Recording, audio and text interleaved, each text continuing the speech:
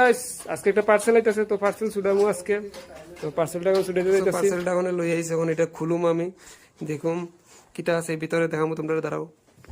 তো এখন এই পার্সেলটা খুলতাছি, দাঁড়াও, ওয়েট তোরা দেখবা তোমরা কিটা আছে ভিতরে।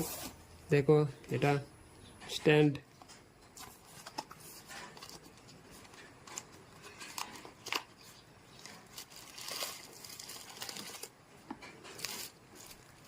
হ্যাঁ পড়ছে আমার সেলফি স্ট্যান্ড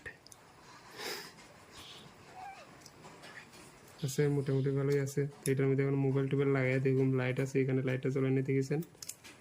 ওয়াও,